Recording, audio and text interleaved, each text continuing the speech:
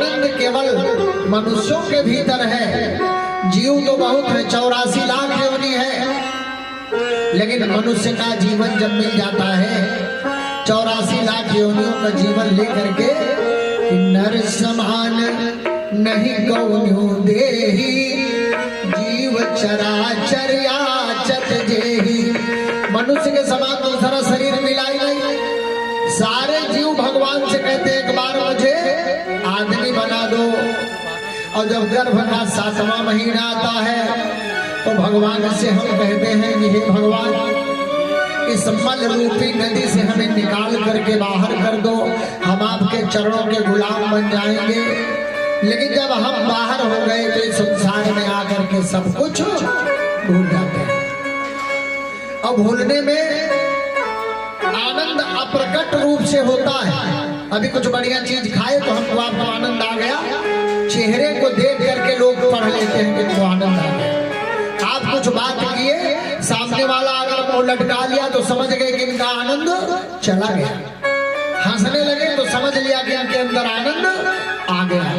तो सत्य, जीवन सत्य है, ये संसार सत्य है, और चित्त अंतःकरण सबके अंदर मन होता है।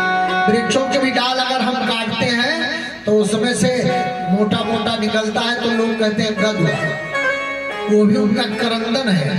निरर्थक वृक्षों को काटना पाप है, और ये कहा गया कि अगर एक वृक्ष काटो तो कम से कम 2 वृक्ष लगा दो।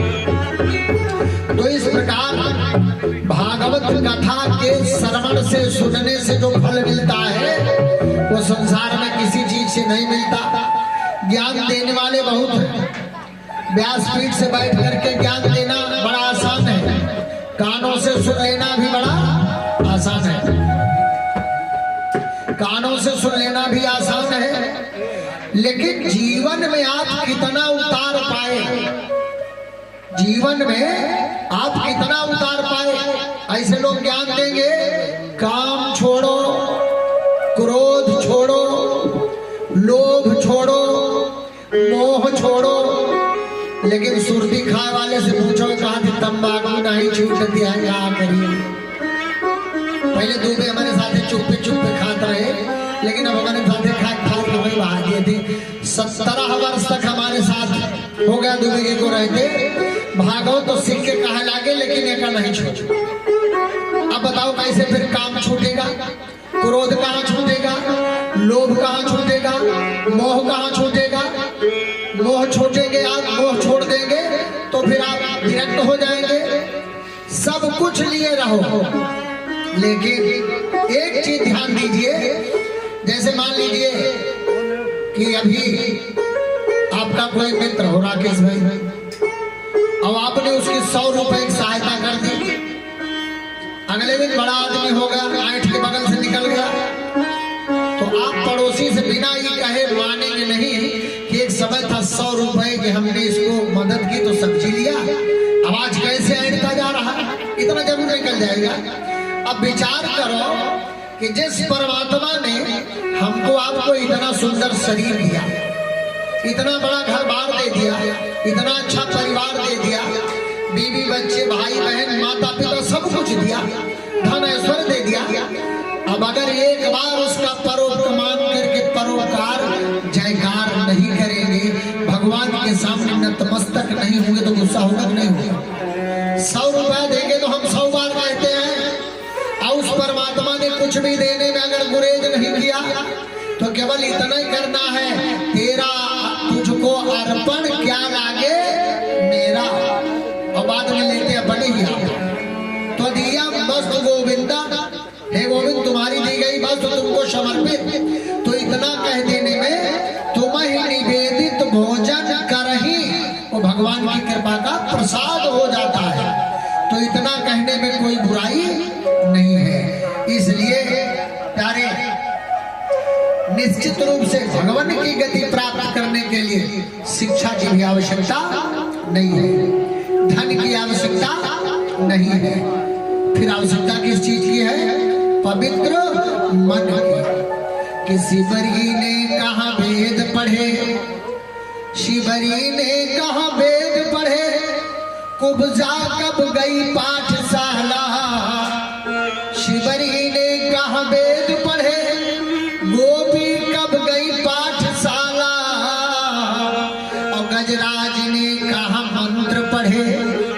जाने चंदन घिस डाला। सिमरी ने कोई high school, inter, PhD, BEd, MEd कुछ नहीं किया था, निरक्षर था, लेकिन उसका मन पवित्र था। ऋषियों ने बता दिया तुम्हारे घर राम आएंगे।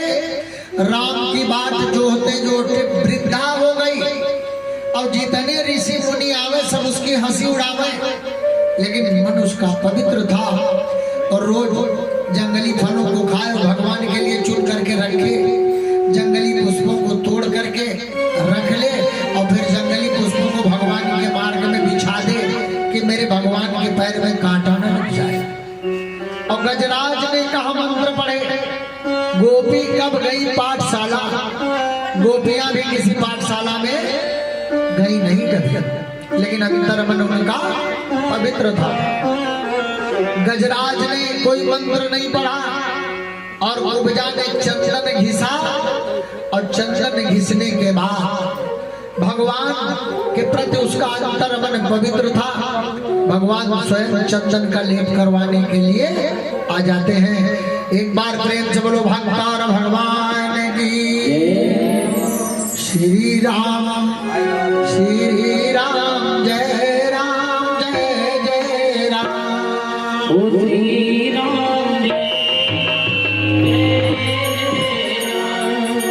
श्री राम जय राम जय जय राम। श्री राम जय राम जय जय राम। श्री राम जय राम जय जय राम। श्री राम जय राम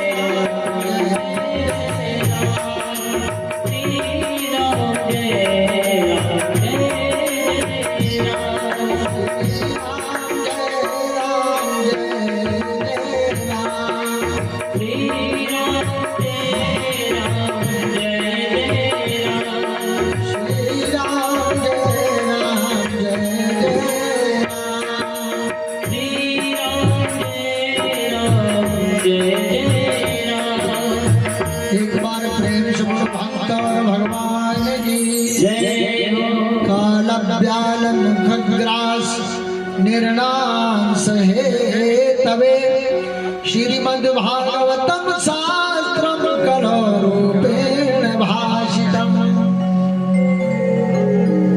संसार में श्रीमद् भागवत ही एक ऐसी है जो काल रूपी सर्प से बचा सकती है। देखिए, जब जन्म हुआ है तो मृत्यु तो सबकी निश्चित है। ध्रुवम जन्मम मृत्यु, मृत्यु ध्रुवम जन्मम। जो जन्म लेगा वो मरेगा, जो मरेगा वो जन्म लेगा। संसार, ये संसार एक शहर की बाजी जुए का खेल है और ये हमारी आपकी मेहमानी है। जगत पिता, संसार का पिता ऊपर बैठा है और जैसे पिता अपने पुत्र को जब इच्छा होती आज्ञा दे करके बुलाता है, उसी तरह से वो जगत पिता भी बुला लेता है। तो निश्चित रूप से ये जो संसार है, पुराण के अलावा मन की शुद्धि करने के लिए और दूसरा कोई उपाय नहीं है। सुखदेव जी जिस समय महाराज परीक्षित को भागवत कथा सुनाने की तैयारी किए, इस मृत्यु लोक में भागवत कथा संभव है, ये देवलोक में नहीं है। तो जब तैयार हुए तो सारे देवता गृहीतेयो देवास्तत्र समागमन, अमृत का कलश लिए भागे भागे आए और सुखदेव जी महाराज से कहने लगे कि अमृत का कलश आप ले लो, महाराज परीक्षित को अमृत पान करा दो और ये भागवत कथा हमको दे दो। तुरंत देवगण हंसने लगे और अपना निवेदन सुनाया, लेकिन सुखदेव जी को समझ में आ गया। कहने लगे क्वा सुधा क्वा कथा क्वा मणिर्महान क्वा का चाहा। तुरंत सुखदेव जी समझ गए कि कहाँ अमृत का कलश और कहाँ भागवत कथा अमृत, और देवता अमृत देने चले आए। इसका मतलब इसमें इनका कोई बहुत बड़ा हित है। सुखदेव जी कहने लगे, हे देवताओं, तुम बड़े स्वार्थी हो। तुम्हारा स्वार्थ आज का नहीं है, जन्म जन्मांतर का सिद्ध स्वार्थ है। आज जो तुम यहाँ करने के लिए आए हो, इसमें भी कोई स्वार्थ है कि ना तपो भी वेदैश्चा ना ज्ञाने न विकर्मणा हरिहरा साध्यते परमाणम तत्र गोपिकाः। का इसमें आपका कोई स्वार्थ है? इतना सुनकर के ब्रह्मा जी ने तुरंत तराजू उठाई और एक तरफ भागवत कथा रखी, दूसरी तरफ 17 पुराणों को रख दिया। लेकिन 17 पुराण नीचे नहीं आ सके। भागवत कथा अपने स्थान से टस से मस नहीं हुई, हुआ पलड़ा भारी का भाई रहा। ब्रह्मा जी समझ गए और भागवत कथा का यह भाव है। तो एक बार नारद जी महाराज नारायण का स्मरण करते हुए निकले थे कि भजमन नारायण नारायण नारायण, ओ भजमन नारायण नारायण नारायण, श्रीमन नारायण नारायण नारायण, श्रीमन नारायण नारायण नारायण, श्रीमन नारायण नारायण नारायण, भजमन नारायण नारायण नारायण, ओ श्रीमन नारायण नारायण नारायण, श्रीमन नारायण नारायण नारायण, श्रीमन नारायण नारायण नारायण।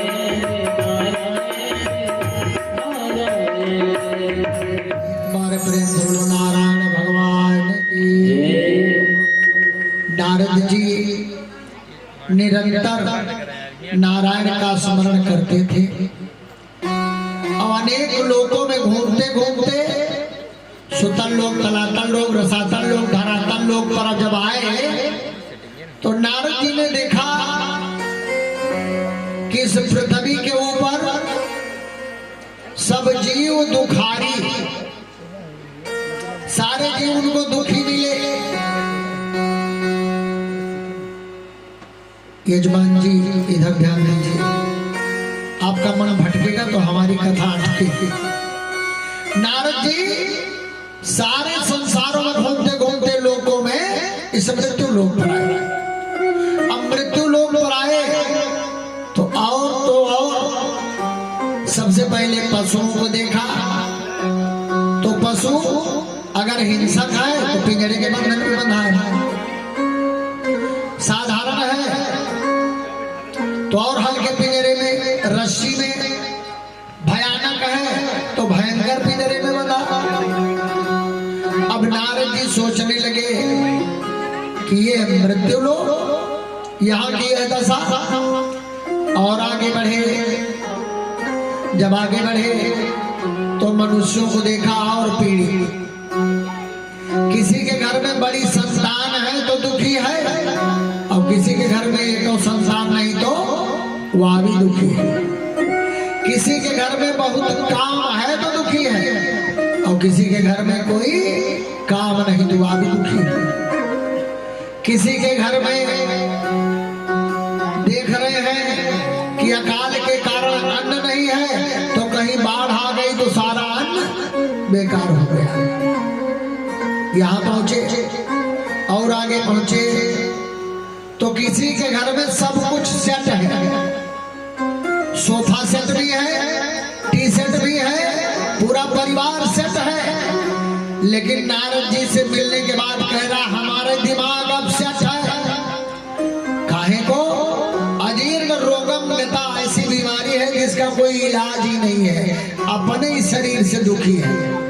अब अगर अपने शरीर में पीड़ा हो तो सामने चाहे जितना सुख व्यंजन हो सब फीका लगता है। ऐसे भी कोटि के लोग थे जिस कोटि में हम यजमान हैं। शुगर, अब चाहे जितना बढ़िया माला हो हमारी सब कितनी बेकार है।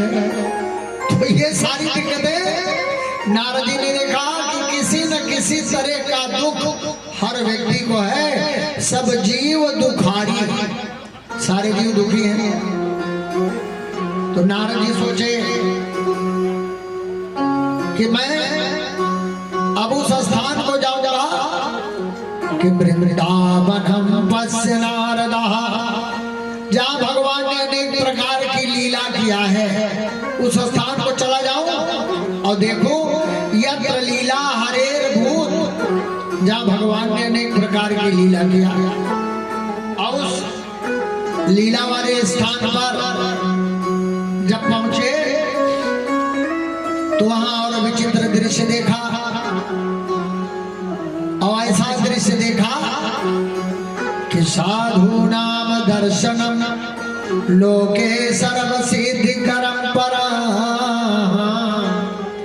कि संत सहाय दुख परहित लागी और पर दुख हेतु असंत भागी। किसी को अगर दुख है और दूर करने का आप उपाय करो तो समझो संत हो, और कोई अगर सुखी है उसको आपने जाकर के दुख में डाल दिया तो समझो असंत दुष्ट।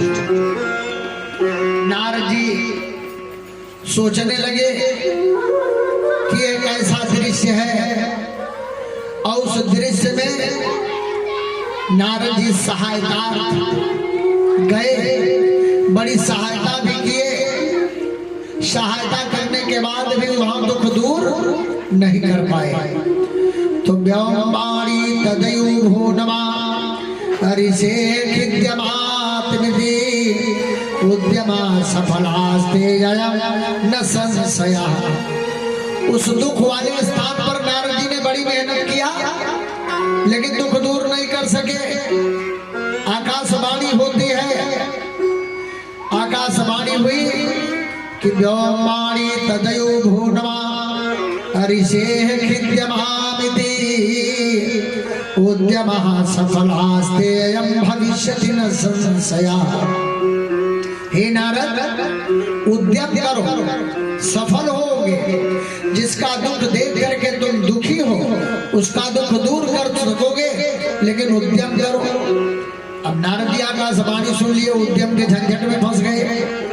उद्यम का मतलब सज्जन, संतों को ढूंढा जाए, संतों के साथ लगेंगे तभी बिगड़ी बन सकती है।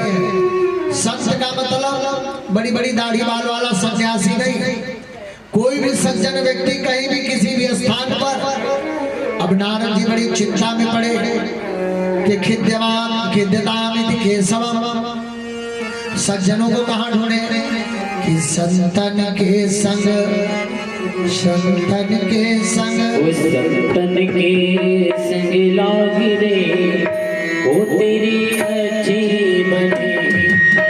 लम पवित्रम जननी कृतार्था वसुंधरा पुण्यवती चाइतना अपार सर्वात सुख सागरे अस्मिन् लीने परम ब्रह्मांड से।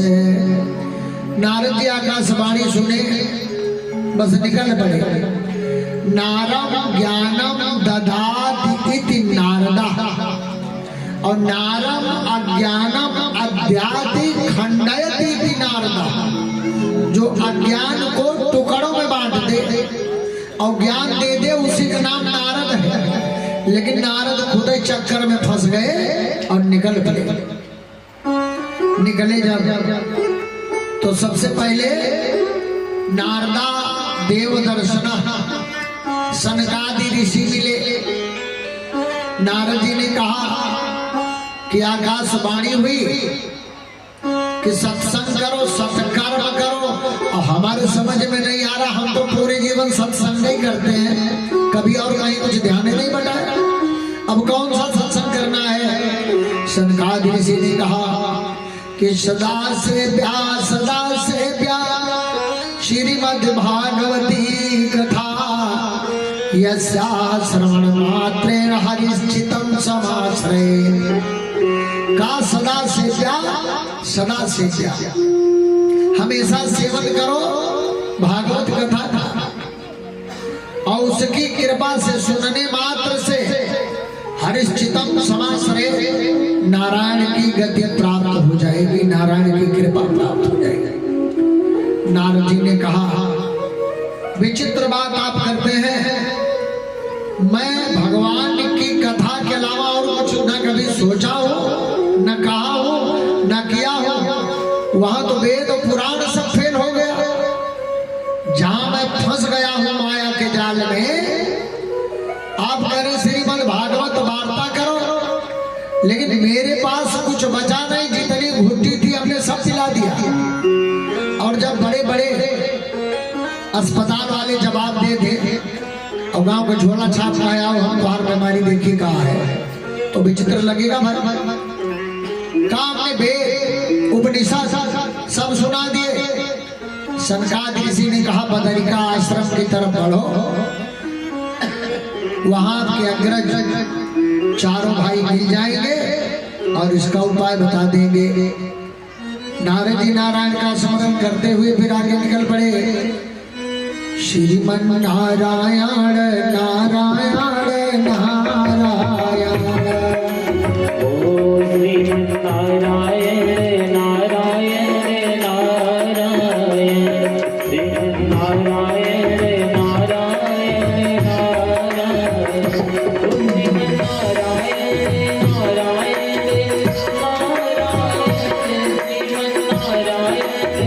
नारायण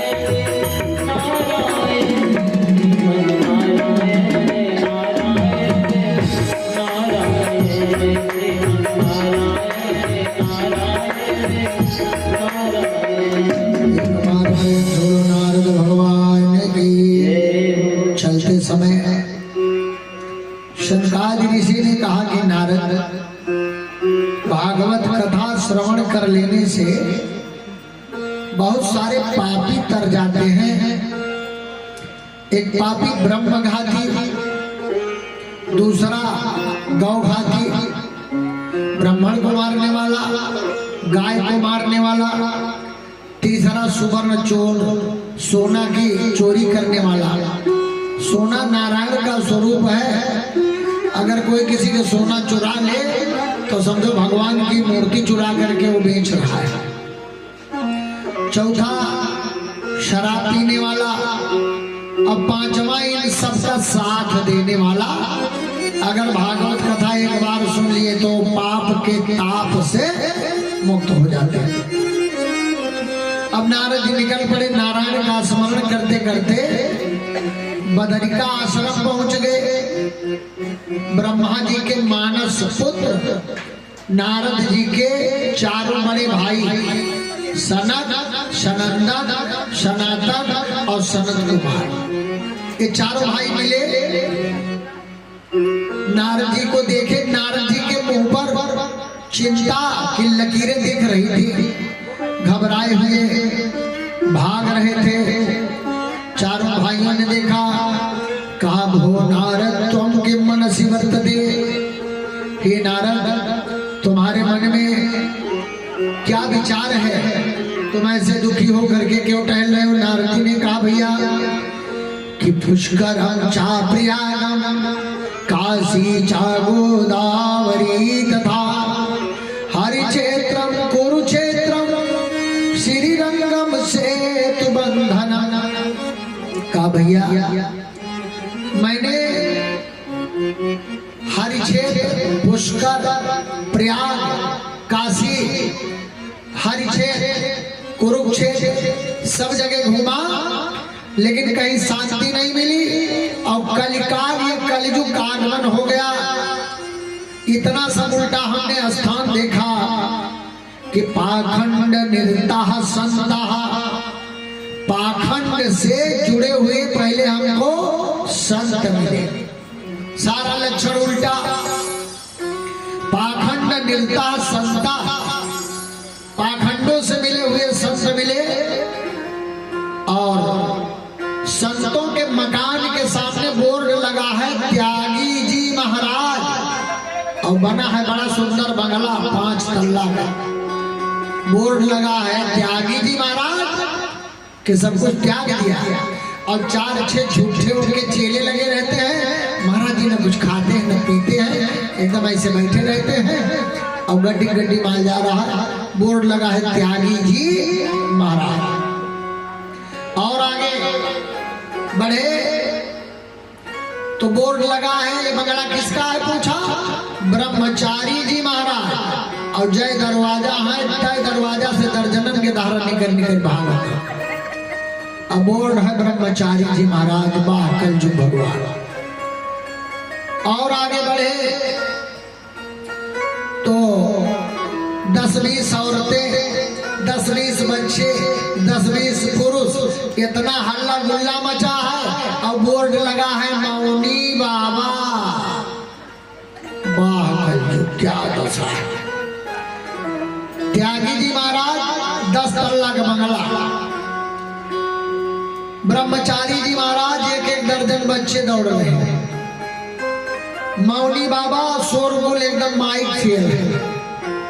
नारद जी ने यह देखा कि मात पिता बालकन बोलावहीं, मात पिता बालकन बोलावहीं, उदर भरई सोई धर्म सिखावहीं, नारी विवश नर सकल गोसाई, नाचहि नर मरकट की नाई। नारद बाबा और दूसरी चीज बताए कि माता पिता अपने बच्चों को बुलाते हैं और उनको पेट भरने का धर्म बताते हैं, ये दोष नहीं है। लेकिन सारा कुछ बताने के साथ साथ कहो कि बेटा यह जीवन ये सब कुछ आपको प्रभु जी ने दिया है, एक बार भगवान को भी स्मरण कर लिया करो। कि जब जन्म हुआ तो बताया गजा कि ये धरा धाम सत्य है। जब बच्चा पैदा होता है ना तो लोग बताते हैं कि थोड़ा सा बड़ा हुआ भैया यहाँ तक आप खेत रहा कि पेड़ रहा, पड़ोसी साबड़ पर ले ली, अगर तोहरे अंदर बलाई दिख रही, ये धराधाम सत्य है। और जब बढ़ करके हुए जमा तो माता है अर्थ और काम सत्य है। बच्चा जब बड़ा हो गया तो माइया चटमाई अवसाना माई का बनाओ शुरू की कि भैया बेटा का बियाह हो जाए, बढ़िया घाट और ना दिया जाए। लेकिन जब इस पिंजरे से पंछी निकल चला तो मूर्ख लोग कहाँ बोलो राम नाम सत्य है। अब बताओ पागलपन है कि नहीं। जैसे जीवन रहते सब बताया तो भैया ऐसे जीवन रहते राम नाम सत्य है बताओ, लेकिन जब लोग मुर्दा लेके जाओ तो कहा बोलो राम नाम सत्य है, और वो पहुंचाए के बाद दुनिया भर के पिछाड़ हो जाए बैठे, फिर कोई राम नाम नहीं। जीवन रहते जितना कर लो, एक घड़ी आधी घड़ी आधी वो बुनियाद, मिनट मिनट में सेकंड का आधा वो केवल राम कृष्ण इतने हो गया बहुत है। तो नारद जी कह रहे हैं यहाँ तक तो ठीक था, लेकिन और आगे तरुणी प्रभुतागे श्याल को बुद्धिदायका। तरुणी प्रभुतागे, घरों में स्त्रियों की प्रभुता है और श्याल को बुद्धिदायका। मंत्री साला बन करके बैठा है, हिसाब किताब सब साले बता रहा है। कन्या विक्रयणो, लोग बच्चियों को बेटियों को बेच रहे हैं। लोभा नाम दंपति ही, जोड़े के जोड़े लालच में पड़े हुए हैं। नारद जी ने कहा कि एवं पश्यन् कलेर दोषान् पर्यटन अवनीयः। इस प्रकार कलयुग का दोष देखते देखते इस पृथ्वी पर घूमते हुए यामुनम तटम आपन्नो लीला हरेर भूत, जहाँ भगवान कृष्ण ने अनेक प्रकार की लीलाओं को किया था, सोचा थोड़ा वहां देख ले। और जब वहां पहुंचे तो बड़ा विचित्र दृश्य दिखा। एक युवा तरुणी स्त्री बैठी है और दो वृद्ध बालक अचेत पड़े हैं। तरुणी स्त्री पुत्र पुत्र कह करके विलाप कर रही है और तमाम स्त्रियां सांत्वना दे रही हैं। नारद जी कह रहे हैं कौतुक बस मैं भी वहां पहुंच गया। इच्छा हुई कि जाऊं, लेकिन फिर सोचा कि जहां तमाम स्त्रियां बैठी हैं और पुरुष सब अचेत तो मेरा जाना अच्छा नहीं है। लेकिन नारद जी फिर सोचने लगे अगर मैं यहां तक नहीं जाऊंगा तो निश्चित रूप से कि शरणागत कहूं जे तजहि निज हित अनुमान, शरणागत का जे तजहि निज अनहित अनुमान, ते नर पावर पाप में तिन्हि विलोकत हानि।